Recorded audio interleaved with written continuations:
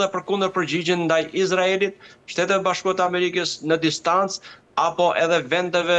të rajonit ku deri tani ka përgatitur. Askush nuk mund na sigurojë që nuk mund të ketë goditje të tjera edhe në objektiva të tjera përfshi edhe Evropën. Kështu që këto janë dhe do të mbeten rrisqe, do të mbeten kërcënime për të cilat vendet respektive dhe strukturat ndërkombëtare duhet të jenë të përgatitura të marrin masat e nevojshme për të minimizuar efektet në raste të tilla. Jam i bindur që edhe Izraeli, që ka një nga më të veçantat në botë, do thosha sistemin e mbrojtjes raketor dhe të goditjes nga ajri,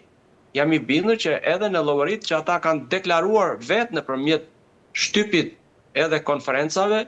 që ai nuk mund të arrijë të mbajë dhe të bllokojë, të interceptojë dhe të asgjësojë gjithë arsenalin e raketave apo të dronëve nga ajri. Detyrimisht që bëhen llogarit teorike dhe sistemi është zhvilluar mbi këtë bazë që 90% të sasisë së raketave apo të dronëve, po të fluturimeve nga ajri që i drejtohen dhe adresohen për Izrael të mund të interceptohen dhe të asgjësohen përpara se të prekin tokën apo objektivat ku ato janë adresuar. E qartë. Ndërkaq, zoti Prenga, nga ana tjetër presidenti amerikan Donald Trump e ka cilësuar Iranin si një tigër prej letre dhe nuk e përjashton mundësinë të përdorimit të forcave speciale për të sekuestruar uraniumin e pasuruar të Teheranit. Si shihni të gjitha këto deklarata të presidentit amerikan dhe mendoni se ky është një prelëmërim ndoshta për një operacion të drejtë për drejtë ushtarak brenda Iranit? Unë mendoj që kjo është pjesë e propagandës dhe e motivimit të palëve, si nga pjesa e Iranit, ashtu dhe nga pjesa e Izraelit dhe Shteteve të Bashkuara të Amerikës. Kjo tashmë njihet si një formë e përdorur, mënyra se si varet nga personi që bën deklaratën apo paraqiten para mediave dhe publikut. Unë nuk do ta gjykoja që është një tigër prej letre, për sa kohë sot jemi në 10 ditë që një goditje masive nga ajri, masive do thosh edhe deti të gjithë objektivave, por përsëri ata vazhdojnë të rezistojnë e aq më tepër edhe të kundërveprojnë. Në këto kushte, unë do thosha që operacion masiv toksor nuk besoj se Shtetet e Bashkuara të Amerikës as Izraeli do të jenë të përfshirë, por operacione, si mund të themi, kirurgjikale, pasi ata këta kenë zbuluar realisht se ku ndodhet kjo sasi e uraniumit të pasuruar, nuk përjashtohet mundësia që nëpërmjet forcave speciale të mund të organizohet një operacion i tillë për të marrë sasinë e uraniumit të pasuruar dhe për të hequr mundësinë Iranit që në një të ardhmen të shkurtër të mund të përgatisë edhe të posedojë mbushjen apo kokat e raketave me mbushje bërthamore. Këtu vetëm këtë pjesë mendoj unë që është e mundur dhe është diskutuar, mund të jetë dhe në skenaret e mundshëm të veprimit të Shtetit Bashkuar të Amerikës dhe Izraelit, dhe që në momentin kur ata ta shohin të arsyeshëm, pasi të jenë dobësuar, si thosh, objektivat ushtarake kryesisht dhe gjithë, si mund të themi, infrastruktura e domosdoshme e drejtimit e leadershipit politike ushtarak të Iranit, jam i bindur edhe garda revolucionare në këtë mes që është kundërshtari më i ashpër dhe i flakt, kam bindjen që mundet të kalohet në këtë lloj operacioni të quajtur kirurgjikal me forca speciale të detajuar, të studiuar dhe të planifikuar jashtëzakonisht mirë, mund të futet në një kohë relativisht të shkurtër për të përmbyllur këtë operacion dhe për të hequr këtë mundësi Iranit duke i marrë uraniumin e pasuruar. Zoti Prenga, nga ana tjetër i gjithë ky skenar pra që Donald Trump ka hedhur në tryezë, i cili mund të ndryshojë të gjithë ekuilibrat, mendoni se do të ishte hapi që ndoshta mund ta çojë rajonin drejt një lufte të hapur? Nuk besoj. Çdo ditë e më tepër Irani nëpërmjet kapaciteteve të tij dhe mënyrës së reagimit vjen duke u dobësuar, do thosha, kurse vendet e rajonit edhe ato pak që kanë qenë mbështetëse të Iranit kanë bindjen që me gabimin që bëri Irani duke i goditur vendet e rajonit, vendet mike, vendet partnere, kam bindje që i ka kthyer në të kundërtën e asaj që do t'ishte dëshira e Iranit, pra ato nuk janë as pak në mbështetje. E vetmja mbështetje që mendoj unë se i ka ngelur në distancë e Iranit në Kina,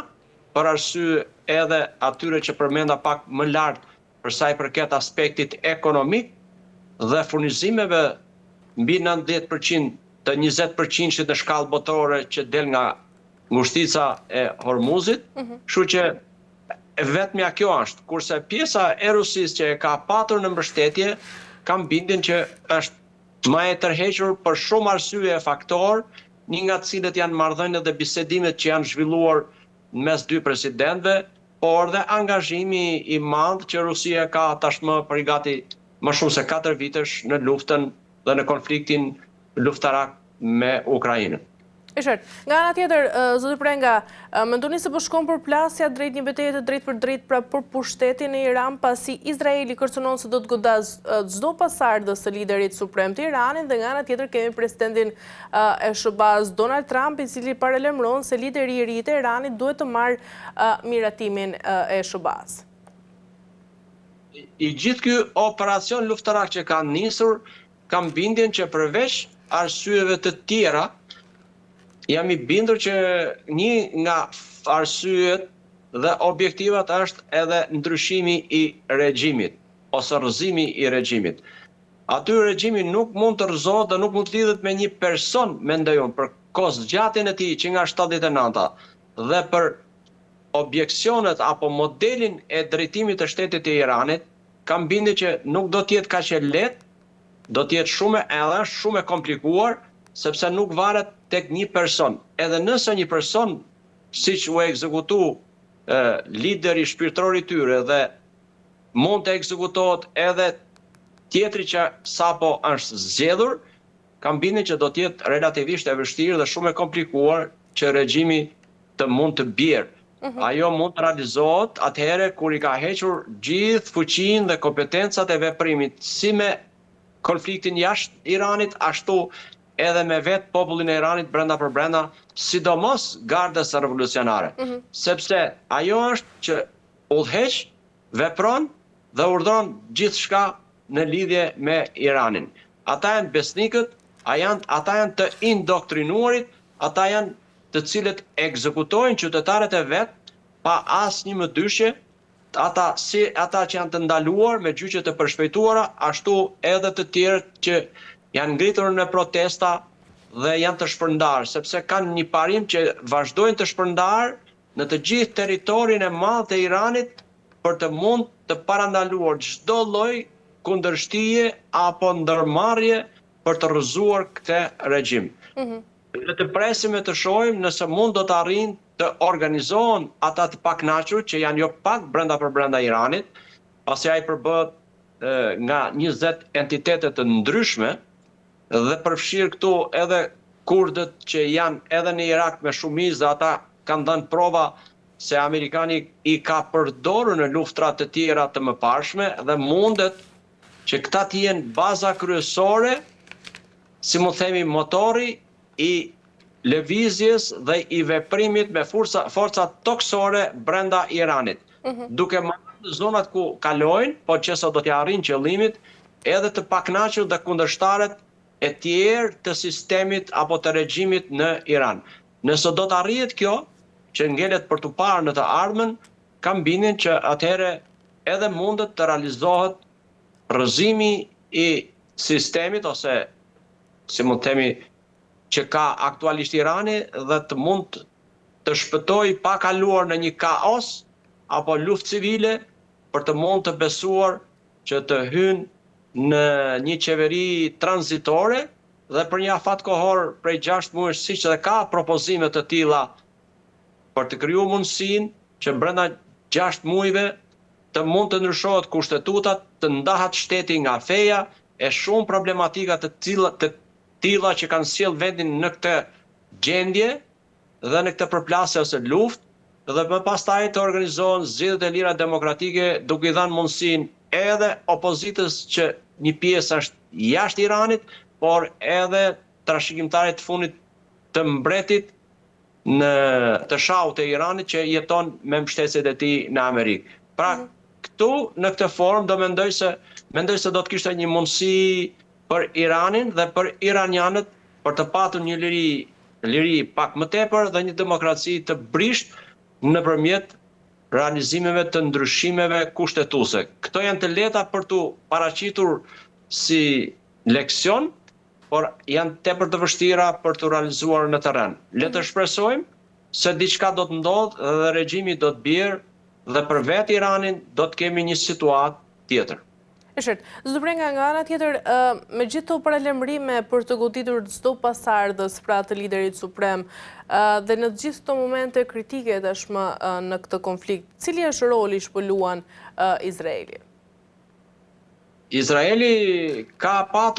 dhe do të ketë një rol të jashtëzakonshëm për sa i përket jo për Iranin dhe të mbështetësit e proksit e tij, por për mbijetesën e vet.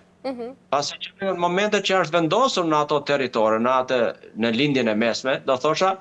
ka dhe do të ketë probleme, sepse Irani e ka shpallur armik të përhershëm dhe me të njëjtën monedhë është i detyruar të veprojë edhe Izraeli. Kështu që Izraeli jam i bindur që nëpërmjet shërbimeve të veta të fshehta, pra inteligjencës, ka informacion dhe synon të marrë çdo detaj në lidhje me informimin. Pasi siç e dim, media dhe informacioni janë një pushtet i veçantë që do të ndikojë në gjithë hapat që ndërmerr si Izraeli ashtu dhe Shtetet Bashkuara të Amerikës në bashkëpunim të ngushtë me njëra tjetrën. Pra CIA dhe Mossadi janë dhe do të mbeten në bashkëpunim të ngushtë. Ata janë që japin objektivat, pjesa tjetër pastaj e goditjes me raketa apo me forma të tjera nga ajri apo nga deti janë pjesa finale e realizimit. Por asgjë nuk mund të ndodhë nëse nuk jepen të dhënat e sakta dhe updatimi i këtij informacioni dhe të dhënat për të mund të ndjekur e për të gjetur në kohë reale objektiva të cilët shumica prej tyre, kur bëhet fjalë për udhëheqësit, janë objektiva të lëvizshëm dhe askush nuk mund të mendojë që e mori informacion dhe nga momenti informacioni që jepet deri sa përgatit për të goditur, ai mund të jetë zhvendosur dhe në këtë formë dështojnë operacionet të cilat jo rrallë kanë ndodhur dhe vazhdojnë të ndodhin. Qartë, mirë, zoti Prenga, për të mbyllur pyetja fundit, mendon se tashmë ka ende hapësirë për një rrugë diplomatike apo do të ketë një vazhdim të mëtejshëm të këtij konflikti? Unë mendoj se do të jetë me kohë të kufizuar konflikti, kam bindjen nëse do të do të jetë në pamundësi për të reaguar që çdo ditë që kalon po i ngushtohet kjo mundësi Iranit, kam bindjen që edhe ata do ta shikojnë si mundësi nëpërmjet ndërmjetësve së pari, siç janë Rusët, Kina apo dikush tjetër, që të shikojnë rrugën diplomatike dhe të ulës në tavolinë. Gjithsesi, kam bindje që Shtetet Bashkuara të Amerikës dhe Izraeli, pa arritur objektivat e veta, nuk besoj se do të jetë e lehtë edhe e shpejt ulja në tavolinën e bisedimeve për të nënshkruar një marrëveshje. Nuk është më si aksioni 12 ditor i vitit kaluar, por kjo mendoj që është një fazë e dytë shumë më e rëndësishme, shumë më e thellë për të realizuar objektivat e veta që kanë Shtetet Bashkuara të Amerikës dhe Izraeli, sepse jo vetëm ata, por kam bindjen që edhe vendet e tjera përjashtu Kinën, Korenë e Veriut, ndoshta edhe Rusinë, pjesa tjetër e botës janë pro këtij aksioni ose operacioni luftarak do ta quaja, pasi Irani do të përbënte jo vetëm për rajonin, por nëse do të arrinte të posedonte të mbush me bërthamore, atëherë të zhvillonte këtë lloj arme, jam i bindur